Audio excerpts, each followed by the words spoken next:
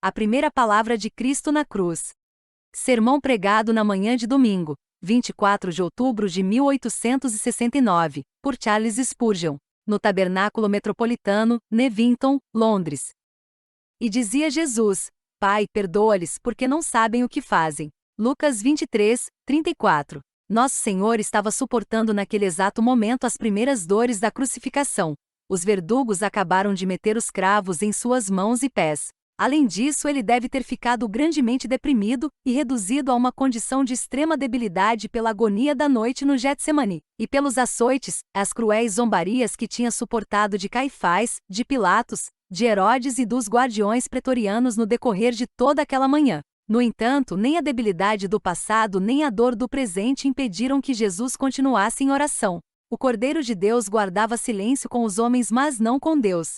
Emudeceu como ovelha diante de seus tosqueadores, e não tinha nenhuma palavra a dizer em defesa própria diante de homem algum, mas continuava clamando a seu Pai em seu coração, e nem a dor nem a debilidade podem calar suas santas súplicas. Amados, que grande exemplo nosso Senhor nos apresenta nesse ponto. Temos de continuar em oração enquanto nosso coração palpite. Nenhum excesso de sofrimento deve nos apartar do trono da graça, mas antes deve nos aproximar dele. Os cristãos devem orar no tanto que vivam, pois só quando oram, vivem. Deixar de orar é renunciar às consolações que nosso caso requer. Em todas as perturbações do espírito e opressões do coração, o grandioso Deus ajuda-nos a seguir orando, e que nossas pisadas, levadas pelo desespero, não se afastem jamais do propiciatório.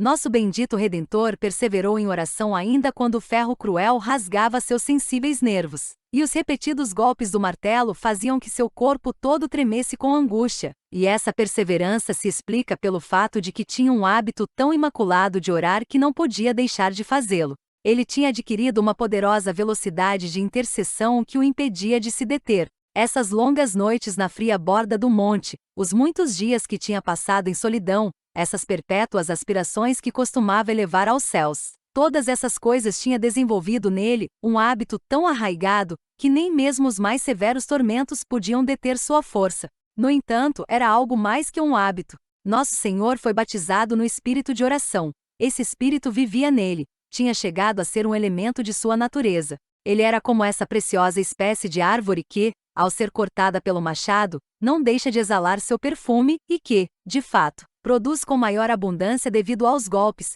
já que não é uma qualidade externa e superficial, mas uma virtude interior essencial à sua natureza, que é extraída pelos golpes que fazem com que revele sua alma secreta de doçura. Como um feixe de mirra produz aroma, ou como os pássaros cantam porque não sabem fazer outra coisa, assim Jesus também ora. A oração cobria sua própria alma como se fosse um manto, e seu coração saía vestido dessa forma. Eu repito que esse deve ser nosso exemplo, e não devemos jamais cessar de orar, sob nenhuma circunstância, por grande que seja a severidade da tribulação, ou por mais deprimente que seja a dificuldade. Ademais, observem na oração que estamos considerando que nosso Senhor permanece no vigor da fé, quanto à sua condição de filho. A extrema prova, a qual se submetia agora não podia impedir que se apegasse firmemente à sua condição de filho. Sua oração começa assim: Pai. Não foi algo desprovido de significado que nos ensinasse a dizer quando oramos, Pai Nosso, pois nosso predomínio na oração dependerá muito de nossa confiança em nossa relação com Deus. Sob o peso de grandes perdas e cruzes, é propenso a pensar que Deus não está tratando conosco como um pai com seu filho, mas sim mais bem como um juiz severo com um criminoso condenado. Porém, o clamor de Cristo, quando é conduzido ao extremo que nós jamais experimentaremos, não delata nenhuma vacilação no espírito de sua condição de filho.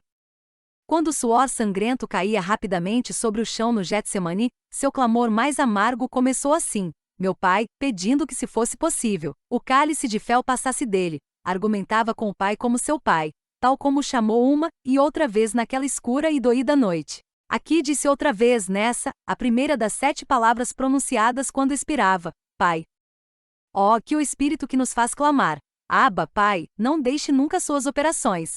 Que nunca sejamos conduzidos à servidão espiritual pela sugestão, se és filho de Deus, ou se o tentador nos assedia. Que possamos triunfar como Jesus o fez no deserto faminto. Que o Espírito que clama, Abba, Pai, expulse cada medo incrédulo. Quando somos disciplinados, como temos de ser? Por que filho é aquele a quem o Pai não disciplina? que possamos estar em uma amorosa sujeição ao Pai de nossos espíritos, e viver, mas que nunca nos voltemos cativos do espírito de servidão, para duvidar do amor de nosso clemente Pai, e de nossa porção de sua adoção. Mais notável, porém, é o fato de que a oração de nosso Senhor a seu Pai não pedia algo para si mesmo. É certo que na cruz ele continuou orando por si mesmo, e que sua oração de lamento, Deus meu, por que me desamparaste?", mostra a personalidade de sua oração. Mas a primeira das 100 grandiosas palavras pronunciadas desde a cruz não possui nem sequer uma escassa referência indireta a si mesmo. Diz: Pai, perdoa-lhes. A petição é inteiramente para outros, e ainda que exista uma alusão às crueldades que estavam sendo aplicadas a ele, ela é, no entanto, muito remota. E vocês observarão que não diz: eu os perdoo, isso é tido como certo. Parece perder de vista o fato de que lhe estavam fazendo dano. Em sua mente está o mal que eles estavam fazendo ao Pai, o insulto que estavam lançando ao Pai na pessoa do Filho. Não pensa em si mesmo em nada. O clamor, Pai, perdoa-lhes, é completamente desinteressado. Ele próprio é na oração como se não fosse. Tão completa é sua auto-aniquilação que perde de vista sua pessoa e suas aflições. Meus irmãos, se houvesse tido um tempo na vida do Filho do Homem, quando este poderia ter confinado rigidamente sua oração para si mesmo, sem merecer nenhuma crítica por fazê-lo, seguramente teria sido quando suas angústias de morte estavam começando. Se um homem fosse submetido à fogueira ou cravado em uma cruz, não poderia assombrar-nos se sua primeira oração, e inclusive a última, e todas as suas orações fossem petições pessoais de apoio contra uma tribulação tão árdua. Porém, vejam, o Senhor Jesus começou pedindo por outros. Vocês não veem que grandioso coração é aqui revelado? Que alma de compaixão existia no crucificado? Que semelhante a Deus, que divino! Alguma vez já houve alguém antes dele que, ainda nas próprias dores da morte, oferecesse como sua primeira oração uma intercessão por outros? Esse mesmo espírito de abnegação deve estar em vocês também, meus irmãos. Que ninguém olhe por suas próprias coisas, antes, todo homem deve mirar pelas coisas dos demais. Amem a seus semelhantes como a vocês mesmos, e como Cristo colocou diante de vocês esse excelente modelo de abnegação, procurem segui-lo pisando sobre seus passos. No entanto, existe uma joia suprema nesse diadema do glorioso amor. O sol da justiça se oculta no Calvário, em um maravilhoso esplendor, mas em meio das brilhantes cores que glorificam sua partida, existe uma em particular. A oração não era só pelos outros, mas sim que pedia por seus mais cruéis inimigos. Seus inimigos, disse, porém deve-se considerar algo mais. Não era uma oração por inimigos que lhe tinham feito um mal anos antes, mas sim, era por aqueles que estavam ali assassinando-o, nesse exato momento. Não foi a sangue frio que o Salvador orou, mas orava enquanto as primeiras gotas vermelhas de sangue manchavam as mãos que metiam-lhe os cravos. Quando o martelo estava ainda salpicado de coágulos de cor carmesim, sua boca bendita pronunciava a fresca e quente oração: Pai, perdoa-os porque não sabem o que fazem. Digo também que essa oração não estava limitada a seus verdugos imediatos.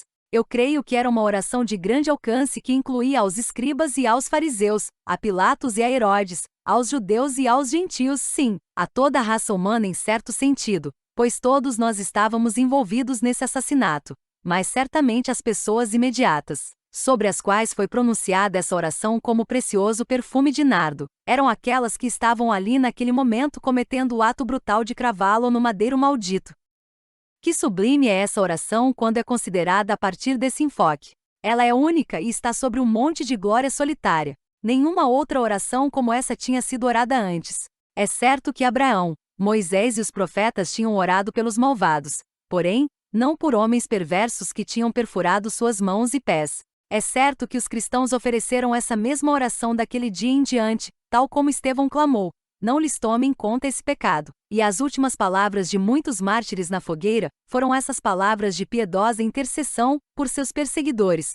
Mas vocês sabem de onde aprenderam isso. Mas deixem-me perguntar-lhes: onde ele a aprendeu? Não foi Jesus o original divino? Ele não a aprendeu de nenhuma parte. Isso brotou de sua própria natureza semelhante a Deus.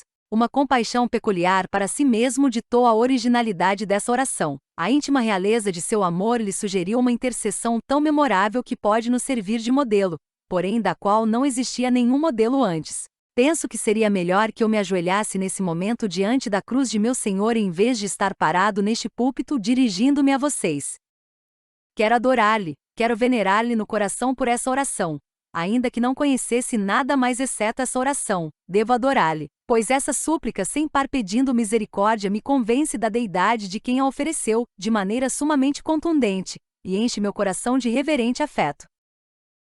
Dessa forma lhes apresentei a primeira oração vocal de Nosso Senhor na cruz. Agora, com a ajuda do Espírito Santo de Deus, irei dar uma aplicação. Primeiro, a veremos como uma oração ilustrativa da intercessão de nosso Salvador.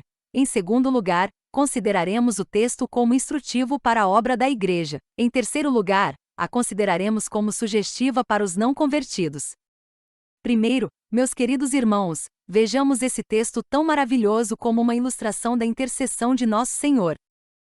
Ele orou pelos seus inimigos, e segue orando por seus inimigos agora. O passado na cruz foi o sinal do presente no trono. Ele está agora em um lugar mais sublime, e em uma condição mais nobre, mas sua ocupação é a mesma. Ele continua ainda diante do trono eterno apresentando súplicas em favor dos homens culpados, clamando: Pai, perdoa-lhes. Toda sua intercessão é, em certa medida, como a intercessão no Calvário, e as palavras do Calvário podem nos ajudar a adivinhar o caráter de toda sua intercessão no alto.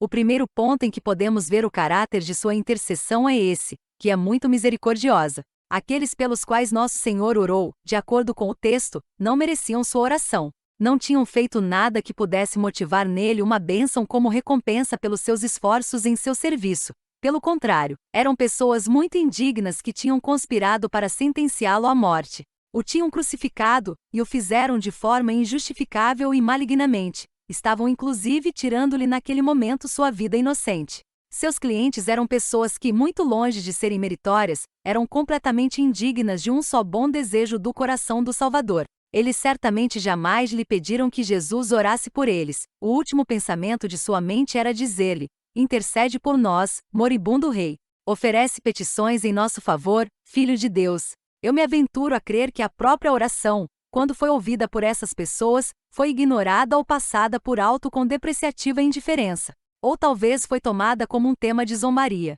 Admito que pareceria demasiadamente severo para com a humanidade supor que seja possível que semelhante oração pudesse ter sido tema de risadas zombeteiras, e, no entanto, houve outras coisas implementadas em torno da cruz que foram igualmente brutais, e então posso imaginar que isso pode ter acontecido também. No entanto, nosso Salvador orou por pessoas que não mereciam a oração, e pelo contrário, mereciam uma maldição. Eram pessoas que não solicitaram a oração e inclusive zombaram dela quando a ouviram. De igual forma, o grandioso sumo sacerdote está lá no céu suplicando por homens culpados. Por homens culpados, queridos ouvintes. Ele não súplica por ninguém se baseando na suposição de que verdadeiramente ela o merece. Está lá para interceder como justo em favor dos injustos. Não intercede como se alguém fosse justo, mas sim que se alguém tiver pecado, temos advogado para com o Pai. Recordem também que nosso grandioso intercessor súplica por aqueles que nunca lhe pediram que intercedesse por elas.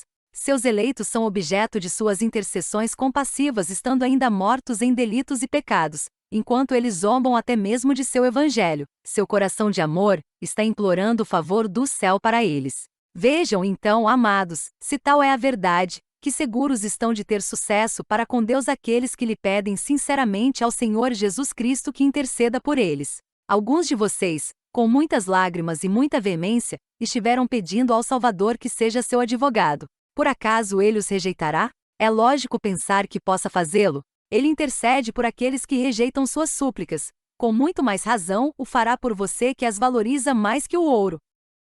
Recorde, meu querido ouvinte, que se não existe nada bom em você, e que existe todo o concebível que é maligno e mau, nada disso pode ser uma barreira para impedir que Cristo exerça o ofício de intercessor por você. Ele suplicará inclusive por você. Vamos, coloque seu caso em suas mãos, pois ele encontrará súplicas que você não poderia descobrir por si mesmo, e apresentará seu caso diante de Deus como fez por seus assassinos. Pai, perdoa-lhes. Uma segunda qualidade de sua intercessão é seu espírito cuidadoso. Notem isso na oração. Pai, perdoa-lhes porque não sabem o que fazem. Por assim dizer, nosso Senhor revirou seus inimigos para encontrar neles algo que pudesse ser argumentado em seu favor. Mas não pode ver nada até que seus olhos sabiamente afetuosos pousaram em sua ignorância. Não sabem o que fazem. Que cuidadosamente Jesus inspecionou as circunstâncias e as características daqueles por quem se importunava. O mesmo ele faz agora no céu. Cristo não é um advogado negligente para com seu povo. Ele conhece sua precisa condição nesse momento, e o exato estado de seu coração em relação à tentação pela que atravessa. Mais ainda, ele vê antecipadamente a tentação que está lhe esperando, e em sua intercessão toma nota do evento futuro que seu olhar já contempla. Satanás os pediu para se andar como trigo, mas eu roguei por ti, para que sua fé não falte. Ó, a condescendente ternura de nosso grandioso sumo sacerdote! Ele nos conhece melhor do que conhecemos a nós mesmos. Ele entende cada dor e cada gemido secreto. Você não precisa se preocupar sobre a fraseologia de sua oração, pois ele retificará seu texto. E, inclusive, quanto ao entendimento da petição exata, ainda que você falhe em entendê-la, ele não pode falhar, posto que conhece a mente de Deus e também conhece o que está em sua mente. Ele pode espiar alguma razão para ter misericórdia de você que você mesmo não poderia detectar. E quando tudo está tão escuro e nublado em sua alma, que não pode discernir um ponto de apoio para uma petição que pudesse solicitar ante o céu, o Senhor Jesus tem preparadas as súplicas que deverão ser formuladas, e tem as petições redigidas, e pode apresentar elas de forma aceitável diante do propiciatório. Observarão, então, que sua intercessão é muito clemente e, em segundo lugar, muito ponderada. Continuando, devemos notar sua veemência. Quem quer que leia essas palavras, Pai, perdoa-lhes porque não sabem o que fazem, não pode duvidar que traspassavam o céu em seu fervor. Irmãos, vocês estão seguros, inclusive sem pensá-lo, de que Cristo era terrivelmente veemente nessa oração. Mas existe um argumento para demonstrá-lo. As pessoas veementes são geralmente sagazes e de rápido entendimento para descobrir qualquer coisa que lhes ajude em seu propósito. Se estão pedindo por sua vida, e se lhes solicitasse um argumento para serem perdoadas, lhes garanto que pensariam em um quando ninguém mais poderia fazê-lo. Agora, Jesus estava tão ávido da salvação de seus inimigos, que recorreu a um argumento para a misericórdia que um espírito menos ansioso não teria concebido. Não sabem o que fazem. Vamos, senhores, isso foi na mais estrita justiça, uma escassa razão para a misericórdia, e verdadeiramente a ignorância, se é deliberada, não atenua o pecado, e no entanto, a ignorância de muitos que estavam ao pé da cruz era uma ignorância deliberada. Eles deveriam ter conhecido que ele era o Senhor da glória. Por acaso não foi Moisés suficientemente claro? Por acaso Isaías não tinha sido muito valente em sua mensagem? Não eram os sinais e signos tão claros que duvidar desses argumentos de que Jesus é o Messias era duvidar de qual é o sol no firmamento? No entanto, apesar disso tudo, o Salvador, com maravilhosa veemência e conseguinte destreza, converte em um argumento o que não teria podido ser um argumento, e o expressa assim: Pai, perdoa-lhes porque não sabem o que fazem. Oh, então, que poderosos em sua veemência são seus argumentos no céu! Não suponham que seu entendimento é mais lerdo ali, ou que suas petições são menos intensas na veemência. Não, meus irmãos, o coração de Cristo ainda labora arduamente com o Deus eterno. Ele não é um intercessor adormecido, antes, pela causa de Sião não cala, e não descansa, nem descansará, até que saia como resplendor sua justiça, e sua salvação se acenda como uma tocha. É interessante notar, em quarto lugar, que a oração ali oferecida nos ajuda a julgar sua intercessão no céu no tocante à sua persistência, perseverança e perpetuidade. Como comentei antes, se nosso Salvador teve uma oportunidade de fazer uma pausa em sua oração intercessora, certamente foi quando o cravaram no madeiro. Quando eram culpados de atos diretos de violência mortal contra sua divina pessoa, teria podido cessar então de apresentar petições em favor deles. Porém, o pecado não pode atar a língua de nosso amigo intercessor. Oh, quanto consolo existe aqui! Você tem pecado, crente, você contristou ao Espírito, porém, você não detém a essa poderosa língua que intercede por você. Você foi infrutuoso talvez, meu irmão, e como a árvore estéril, merece ser cortada. Todavia, sua falta de fertilidade não retirou o intercessor de seu lugar. Ele intervém nesse momento, clamando: deixe ela ainda esse ano. Pecador, você tem provocado a Deus ao rejeitar por longo tempo sua misericórdia, e ao ir de mal a pior, mas nem a blasfêmia, nem a injustiça nem a infidelidade poderiam deter ao Cristo de Deus de litigiar o caso do primeiríssimo dos pecadores. Ele vive, e ao longo de sua vida ele intercede. E enquanto exista um pecador na terra que deva ser salvo, haverá um intercessor no céu que argumente em favor dele. Esses são só fragmentos de pensamento, mas eles o ajudarão a entender, espero, a intercessão de seu grandioso sumo sacerdote. E mais, pensem que essa oração de Nosso Senhor na terra é semelhante à sua oração no céu, em razão de sua sabedoria. Ele busca o melhor e o que seus clientes necessitam. Pai, perdoa-lhes. Esse foi um grande ponto em questão. Eles precisam ali então do perdão de Deus. Ele não diz: Pai, ilumina-lhes, pois não sabem o que fazem, pois a simples iluminação não teria criado nada a não ser tortura de consciência, e haveria acelerado seu inferno, mas clama: Pai, perdoa-lhe, e ao mesmo tempo que usava sua voz, as preciosas gotas de sangue que estavam destilando então das feridas dos cravos, estavam intercedendo também, e Deus ouviu, e sem dúvida perdoou. A primeira misericórdia que é necessária para os pecadores culpados é o perdão do pecado. Cristo ora sabiamente pela bênção mais necessária. O mesmo sucede no céu. Ele intercede sábia e prudentemente. Deixe-no tranquilo. Ele sabe o que há de pedir da mão divina. Vá ao propiciatório e derrama ali seus desejos da melhor maneira que possa. Mas quando tenha feito isso, expresse-o sempre assim: ó meu Senhor Jesus, não responda a nenhum de meus desejos se não são de acordo com seu juízo. E se em algo que eu pedi falhei em buscar o que preciso, emenda minha súplica, pois tu és infinitamente mais sábio que eu. Ó, é doce ter um amigo na corte que arruma nossas petições antes que cheguem ao grandioso Rei. Eu creio que o que se apresenta unicamente a Deus agora é uma perfeita oração. Quero dizer que diante do grandioso Pai de todos nós, nenhuma oração de seu povo sobe de maneira imperfeita. Não resta nada fora, e não existe nada que deva ser apagado. E isso não porque as suas orações foram perfeitas em si mesmas originalmente, mas sim porque o mediador as faz perfeitas por meio de sua infinita sabedoria, e se elevam diante do propiciatório modeladas de acordo com a mente do próprio Deus, e Ele responderá com certeza a essas orações. Ademais, essa memorável oração de Nosso Senhor crucificado era semelhante à sua intercessão universal no assunto de seu predomínio. Aqueles pelos quais orou foram, muitos deles, perdoados. Vocês recordam que ele se dirigiu a seus discípulos quando lhes ordenou a pregar: comecem em Jerusalém, e naquele dia quando Pedro se colocou de pé com os 11, e acusou o povo de que com mãos ímpias haviam crucificado e imolado ao Salvador. 3.000 pessoas que foram assim justamente acusadas de sua crucificação se converteram em crentes nele, e foram batizados em seu nome? Essa foi uma resposta à oração de Jesus. Os sacerdotes estavam no fundo do assassinato de Nosso Senhor, e eles eram os mais culpados, mas se diz que muitos dos sacerdotes obedeciam à fé. Aqui está outra resposta à oração. Posto que todos os homens participaram representativamente, gentios assim como judeus, na morte de Jesus, o evangelho foi pregado logo aos judeus e em breve tempo foi pregado também aos gentios. Não foi essa oração: Pai, perdoa-lhes, como uma pedra lançada em um lago, que forma primeiro um estreito círculo, e logo um anel mais amplo, e logo uma esfera maior, até que todo o lago fique coberto com ondas em forma de círculos. Uma oração como essa, lançada em todo o mundo, criou primeiro um pequeno anel de judeus e de sacerdotes convertidos, e logo um círculo mais amplo daqueles que estavam sob a influência romana. E hoje sua circunferência é tão ampla como o globo todo, de tal forma que dezenas de milhares são salvos por meio do predomínio dessa precisa intercessão. Pai, perdoa-lhes. Sucede exatamente assim como ele no céu.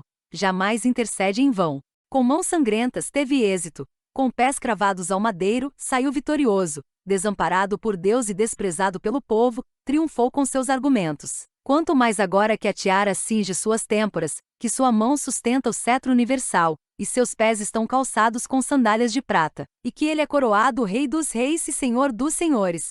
Se as lágrimas e os clamores produzidos pela debilidade são onipotentes, muito mais poderosa tem de ser, se fosse possível, essa sagrada autoridade que, como sacerdote ressuscitado, intercede quando está diante do trono do Pai, e menciona o pacto que o Pai fez com ele. Ó vocês, trêmulos crentes, confiem a ele suas preocupações. Aproximem-se dele, vocês que são culpados, e peçam que interceda por vocês. Ó, vocês que não podem orar, vamos, peçam-lhe que interceda por vocês. Corações quebrantados, cabeças rendidas e peitos desconsolados, aproximem-se daquele que colocará seus méritos de tal forma que se elevarão como o fumo do perfume, como uma fragrante nuvem para as narinas do Senhor Deus dos exércitos, que exala um doce aroma, onde serão aceitos você e suas orações no amado. Temos aberto agora um espaço mais que suficiente para suas meditações em casa nessa tarde, e portanto deixamos esse primeiro ponto. Temos recebido uma ilustração, na oração de Cristo na cruz, do que são suas orações no céu pela eternidade. Em segundo lugar, o texto é instrutivo para a obra da igreja. Como Cristo foi, assim sua igreja tem de ser nesse mundo. Cristo veio ao mundo não para ser servido, mas sim para servir, não para ser honrado, mas sim para salvar a outros. Sua igreja, quando entender sua obra, perceberá que não está aqui para acumular para si riqueza ou honra, ou para buscar qualquer engrandecimento e posição temporal. A igreja está aqui para viver abnegadamente, e se fosse necessário para morrer abnegadamente para a libertação das ovelhas perdidas, para a salvação dos homens perdidos. Irmãos, eu lhes disse que a oração de Cristo na cruz foi completamente desinteressada. Ele não se incluiu nela. Assim deveria ser a vida de oração da igreja, a ativa intervenção da igreja em favor dos pecadores. Não deve viver jamais para seus ministros ou para si mesma, mas, pelo contrário, deve fazê-lo sempre para os filhos perdidos dos homens. Vocês imaginam por acaso que as igrejas são formadas para manter ministros? Vocês concebem que a igreja existe nessa terra para que simplesmente se possa dar certo salário aos bispos e diáconos, regalias e cúrias, e não sei mais que outras coisas? Meus irmãos, seria bom que a instituição inteira fosse abolida se esse fosse seu único objetivo. O objetivo da igreja não é prover alívio externo para os mais jovens filhos da nobreza, quando não têm um cérebro suficiente para ganhar de alguma outra maneira seu sustento, devem permanecer nas habitações familiares. As igrejas não são estabelecidas para que os homens de fácil palavra se coloquem de pé aos domingos e falem, e assim obtenham de seus admiradores o pão diário. E mais, existe outro fim e objetivo distintos desse. Esses lugares de adoração não são construídos para que vocês possam se sentar confortavelmente e ouvir algo que lhes faça passar seus domingos agradavelmente. Uma igreja em Londres que não exista para fazer o bem nos bairros baixos e nas guaridas e cubículos da cidade. É uma igreja que não tem razão para justificar sua existência por mais tempo. Uma igreja que não existe para resgatar do paganismo, para lutar contra o mal, para destruir o erro, para derrubar a falsidade. Uma igreja que não existe para colocar-se do lado dos pobres, para denunciar a injustiça e sustentar no alto a justiça. É uma igreja que não tem o direito de existir. Você não existe para si mesma, ó igreja, assim como tampouco Cristo existiu para si mesmo. Sua glória consistiu em que deixou de lado sua glória, e a glória da igreja se dá quando deixa de lado sua respeitabilidade e sua dignidade, e considera que sua glória é atrair os rejeitados, e que sua mais excelsa honra é buscar, em meio da lama mais imunda, as joias inestimáveis pelas quais Jesus derramou seu sangue. Sua ocupação celestial é resgatar do inferno as almas e conduzi-las a Deus, à esperança, ao céu. Oh, que a igreja sentisse isso sempre! Que ela tenha seus bispos e seus pregadores, e que sejam sustentados, e que tudo seja feito decentemente e em ordem por Cristo, mas o fim deve ser considerado. Quer dizer, a conversão dos desviados, a instrução dos ignorantes, a ajuda aos pobres, a manutenção do bem, o abatimento do mal e o sustento a qualquer custo da coroa e do reinado de nosso Senhor Jesus Cristo. Agora, a oração de Cristo tinha uma grande espiritualidade de propósito. Vocês notarão que não se busca nada para essas pessoas exceto aquilo que concerne às suas almas. Pai, perdoa-lhes. E eu creio que a igreja faria bem em lembrar que luta não é contra carne e sangue, nem com principados e potestades, mas sim com a maldade espiritual, e que o que deve oferecer não é a lei e a ordem pela qual os magistrados possam ser respaldados, ou as tiranias demolidas, mas sim o governo espiritual por quem os corações são conquistados para Cristo, e os juízos são submetidos à sua verdade. Eu creio que quanto mais a Igreja de Deus se esforça, diante de Deus, pelo perdão dos pecadores, e quanto mais busca em sua vida de oração ensinar aos pecadores o que é o pecado, e o que é o sangue de Cristo, e o inferno que os espera se o pecado não é limpo, e o que é o céu que é garantido a todos aqueles que são limpos do pecado, quanto mais se apegue a isso, melhor será.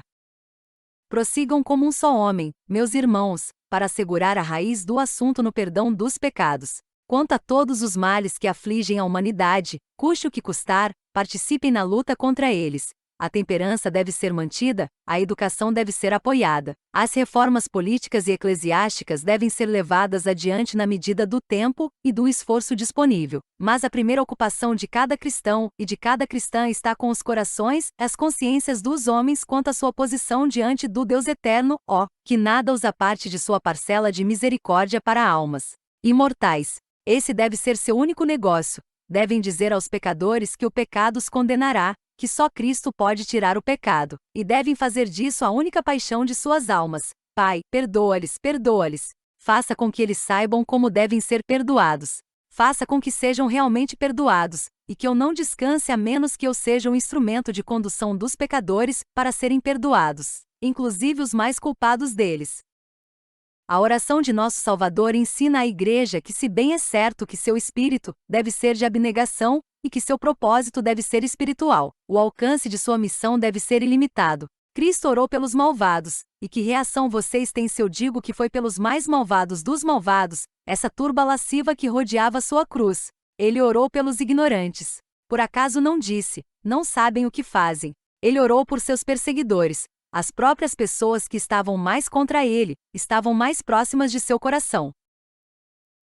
Igreja de Deus. Sua missão não está direcionada aos poucos seres respeitáveis que se congregam em torno de seus ministros para escutar respeitosamente suas palavras. Sua missão não é para a elite e para os ecléticos, os inteligentes que criticarão suas palavras e farão juízo sobre cada sílaba de seu ensino. Sua missão não é para aqueles que o tratam amavelmente, generosamente, afetuosamente, quero dizer, não somente para esses, ainda que certamente é para esses como parte do resto, mas seu grande encargo certamente é para a rameira, para a prostituta, para o ladrão, para o blasfemo e para o bêbado, para os mais depravados e pervertidos. Ainda que ninguém mais se preocupe por eles, a Igreja sempre deve fazê-lo, e se alguém deve ocupar o primeiro lugar em suas orações, deveriam ser esses que, são geralmente os últimos em nossos pensamentos.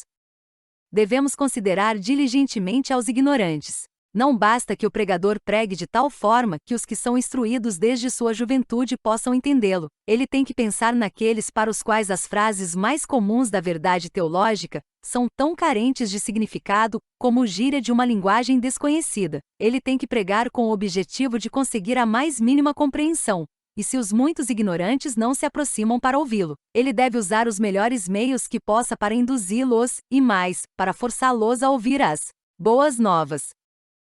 O Evangelho também está dirigido para aqueles que perseguem a religião. Aponte suas flechas de amor contra os corações de seus inimigos. Se existe alguns aos quais devemos buscar primeiro para levá-los a Jesus, deve ser justamente aqueles que estão mais longe e mais opostos ao Evangelho de Cristo. Pai, perdoa-lhes, ainda que não perdoes a ninguém mais, agrade-se em perdoar a eles.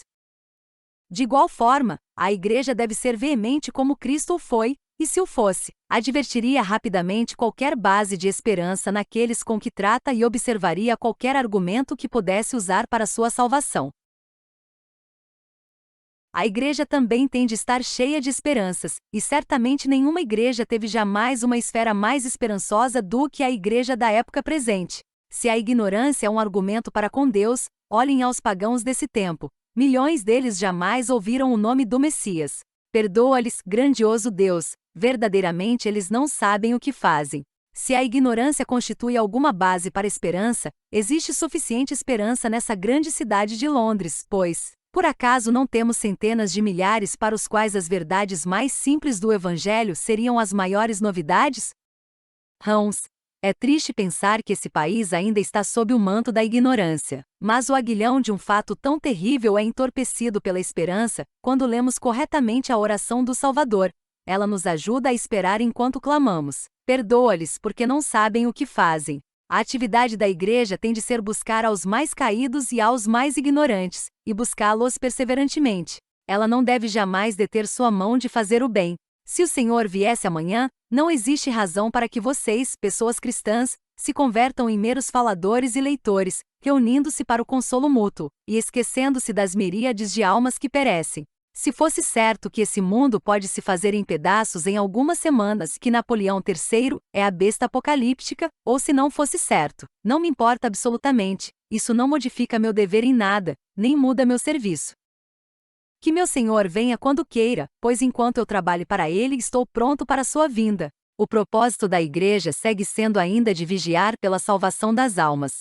Se ela ficasse contemplativa, como os profetas modernos gostariam que o fizesse, se estivesse disposta para entregar-se a interpretações especulativas, ela faria bem em temer a vinda de seu senhor. Porém, se você continua fazendo seu trabalho, e com labor estafante busca as preciosas joias de seu senhor, você não será envergonhada quando o esposo vier.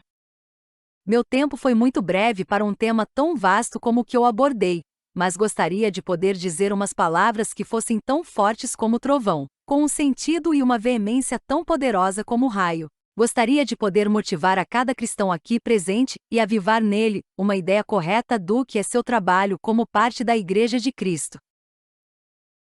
Meus irmãos, vocês não devem viver para si mesmos. A acumulação de dinheiro, a educação de seus filhos, a edificação de casas, a obtenção de seu pão diário, tudo isso vocês podem fazer.